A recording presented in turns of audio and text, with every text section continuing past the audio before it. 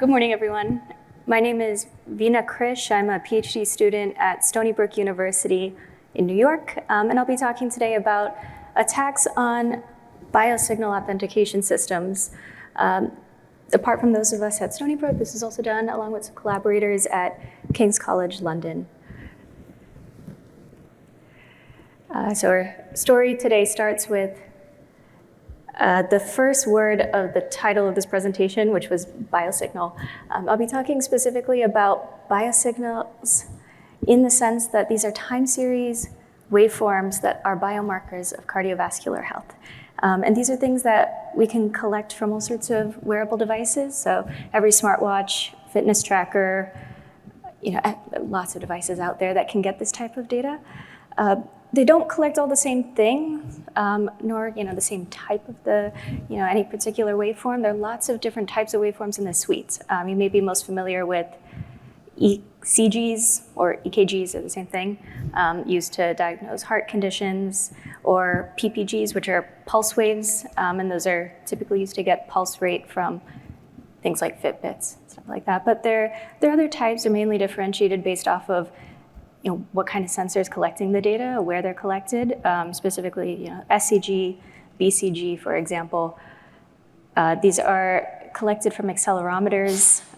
They try to measure a sense of how the vibration of the chest or the body during a heart rate. So it's a little bit of trying to get a little bit of cardiovascular information from that.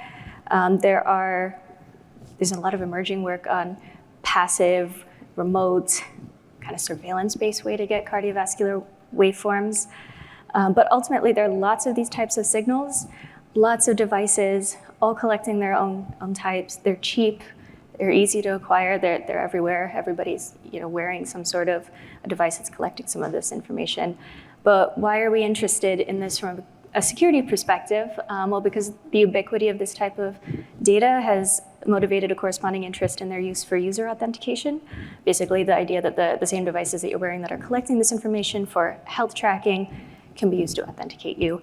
And why might we want to do this? The easiest example is for payments. Everybody's used to the idea of using Apple Pay on your phone to pay for something.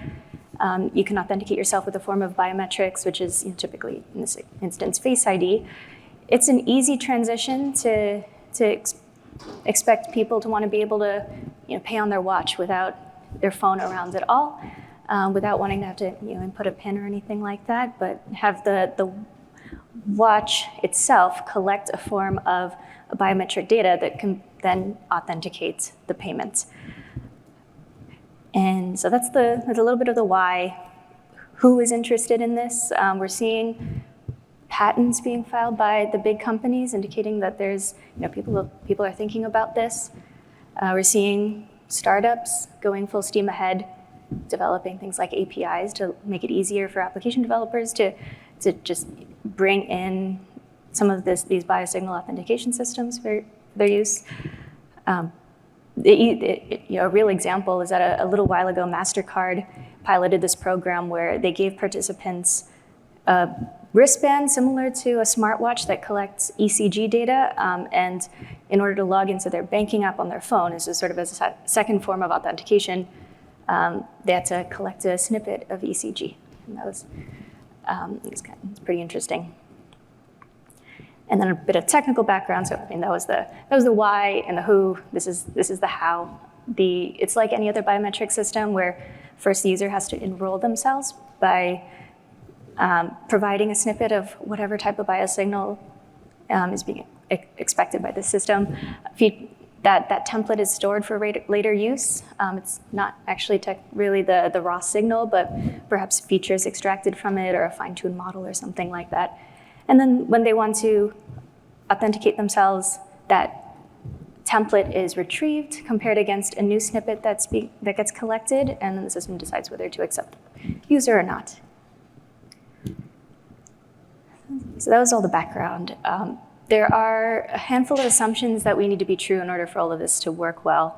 The first is that these features, whatever biosignal is being collected, it needs to be the same for the same person over time, just sort of a reliable source of information. And related to that, this information needs to be unique to individuals so we can identify people. And these two are generally true. They've been kind of empirically validated. There's a little bit of a theory behind why, but generally true for most use cases. But really, the thing that's motivating a lot of this interest, like the last pillar holding all of this up, is the idea that this data is private to you. These signals can't be forged by someone. They can't be brute forced like passwords. Nobody can get your ECG data, pretend to be you. But this last assumption is what we'll be targeting in this talk. And we have to really think about whether this assumption is true. Is it true, for instance, when we know that medical data leaks are becoming a lot more common? I put a couple of headlines up, but the first one is the most recent large medical data leak from Kaiser Permanente earlier this year. But we've also seen data coming from Fitbits. Secondly, we know that medical devices, wearables can be compromised with malware.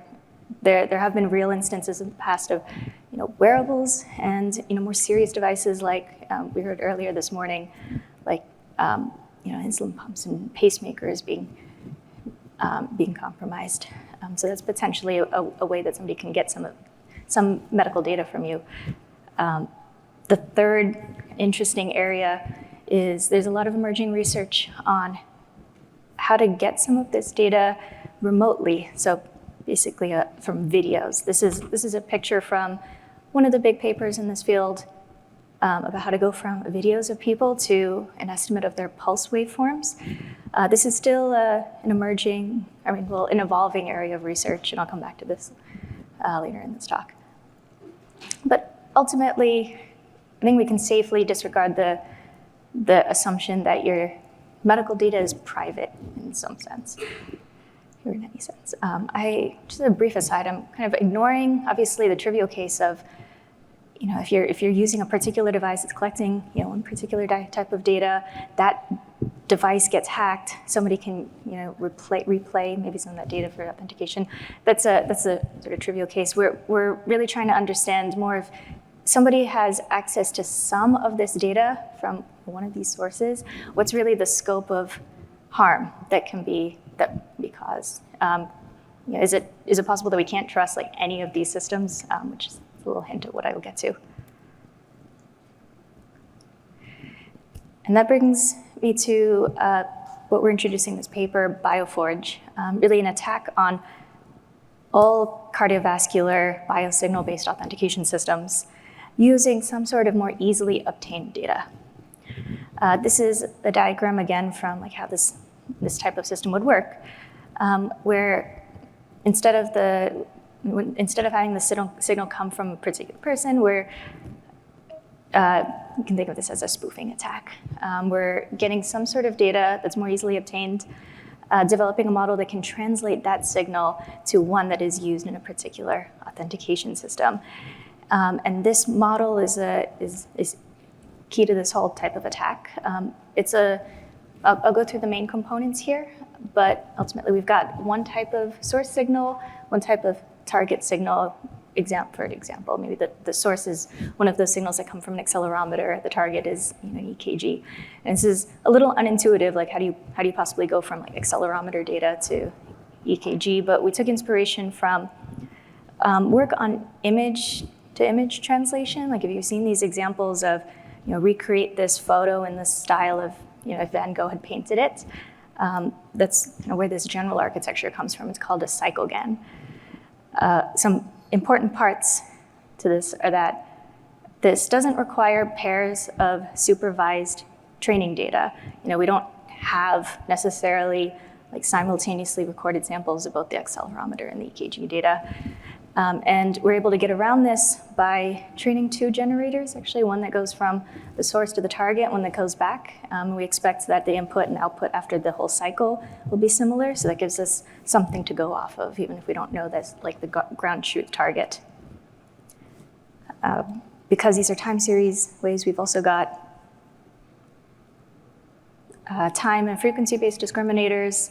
If you're familiar with self-supervised learning, there's a contrast of elements here that tries to encourage representations from the same person to be the same. And our evaluation, we went through published authentication systems that used a variety of types of data from different places at different data sets.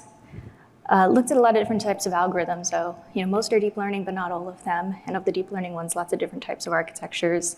Looked at multimodal systems, ones that combine some of these. I won't have time to go through this in this talk, but overall, here's a glimpse of a lot of the data that's in the paper. We're looking at the probability that a snippet will be accepted over time, given multiple chances for the attacker to multiple attempts. The solid line in this chart is original ECG trace. The dashed is a forged one. You can see that this works pretty well, and we're not this was all trained somewhat unsupervised. We don't have a lot of data to go off of. We also, I mentioned that we did a holistic evaluation. So the different colors here are different data sets. The different subplots are lots of different types of architectures. We see the same story throughout. No matter the type of system architecture, the class of data, where that data comes from, we're able to generate these types of cardiac biosignals. I'm going to go through this a little quickly because I started a little late, I know.